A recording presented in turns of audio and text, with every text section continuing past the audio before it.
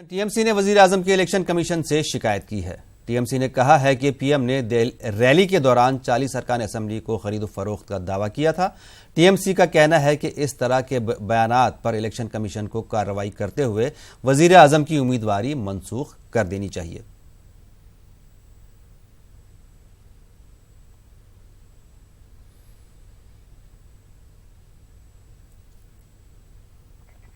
उधर BJP leader Sambit Patra ने TMC पर पलटवार किया है। उन्होंने कहा है कि क्या वाकई टीएमसी के अरकान असेंबली बिकाऊ हैं? पहले ये बताएं, उनके विधायक बिकाऊ हैं क्या?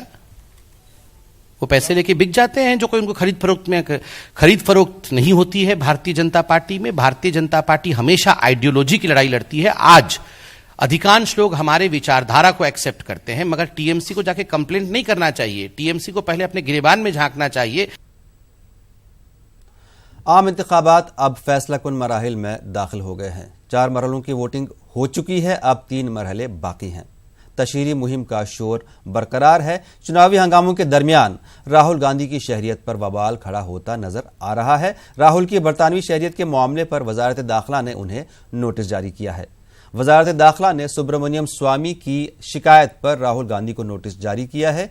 बीजेपी लीडर सुब्रमण्यम स्वामी गुज़श्ता कई बरसों से राहुल गांधी की बरतानवी शहरियत के मुतालिक सवाल उठाते आ रहे हैं।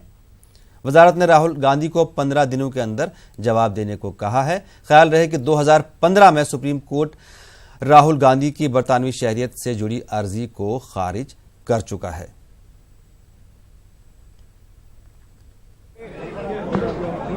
यदि कोई भी मेंबर ऑफ पार्लियामेंट यदि पार्लियामेंट में कोई क्वेश्चन पूछता है तो उसका जवाब देना अनिवार्य होता है।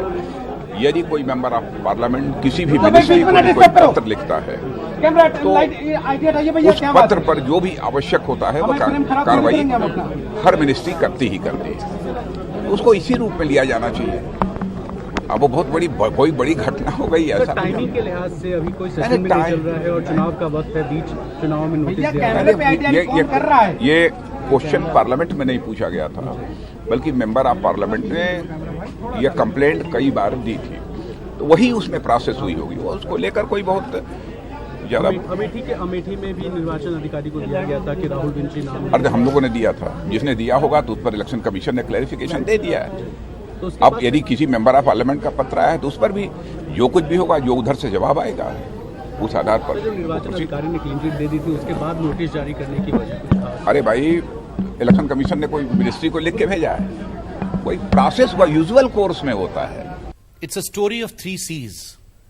3 C की कहानी है: सिटीजनशिप, कंफ्यूजन एंड क्लैरिफिकेशन।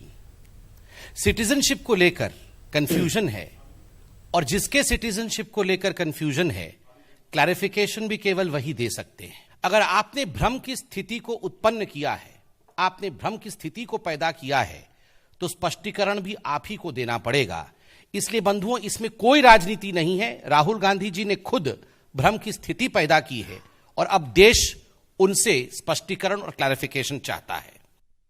जी, सुब्रमण्यम स्वामी की शिकायत पर राहुल गांधी को वजारत दाखिला की जानिब से नोटिस भेजा गया है। इस सिलसिले में न्यूज़ 18 ने बीजेपी लीडर सुब्रमण्यम स्वामी से बातचीत की। मेरे साथ बीजेपी के वरिष्ठ नेता सुब्रमण्यम स्वामी जी हैं। सर, एक बार फिर राहुल गांधी के नागरिकता पर सवाल खड़ा हो गया है और यह सवाल आपकी शिकायत पर खड़ा हुआ है। गृह मंत्रालय ने उनको नोटिस भेजा है, 15 दिन में जवाब मांगा है कि अपना नागरिकता को क्लियर करें। मैंने तो हमारे लोकसभा के अध्यक्षा हैं सुमित्रा महाजन, उसको दिया था। उन्होंने एथिक्स कमेटी को भेज दिया था। उसका अध्यक्ष थे अडवाणी, उन्होंने उस पर कोई कार्रवाई नहीं की। और अब जब चुनाव डिक्लेयर होने के बाद कई लोग आए थे अमेठी से और मुझसे डॉक्यूमेंट्स ले गए थे और वहाँ इंडिपेंडेंट कैंडिडेट ने फाइल किया था। और रिटर्निंग ऑफिसर ने कहा कि इसका तो मैं फैसला नहीं कर सकता कि वो नागरिक हैं नहीं हैं, ये तो होम मिनिस्ट्री को कहना पड़ेगा। तो फिर मैंने होम मिनिस्ट्री को एक रिमाइंडर भेजा कि मैंने आपको सारे डॉक्यूमेंट्स भेजे थे, आपने अपनी इंक्वायरी पूरा कर दी कि नहीं।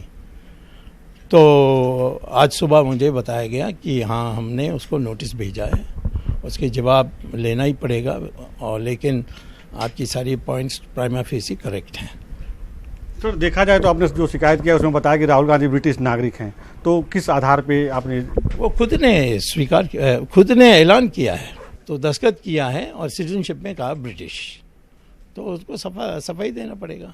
सर देखा जाए तो राहुल गांधी 2 जगह से लोकसभा चुनाव लड़ रहे हैं, तो ऐसे में तो उनके जो नामांकन है दोनों अवैध हैं, उसको दोनों को कभी भी रद्द किया जा सकता है। सुप्रीम कोर्ट ने लगभग 20 साल पहले एक जजमेंट दी है कि उसका नाम भी वो Swami Vel versus the Tamil Nadu, government of Tamil Nadu ऐसा कुछ है।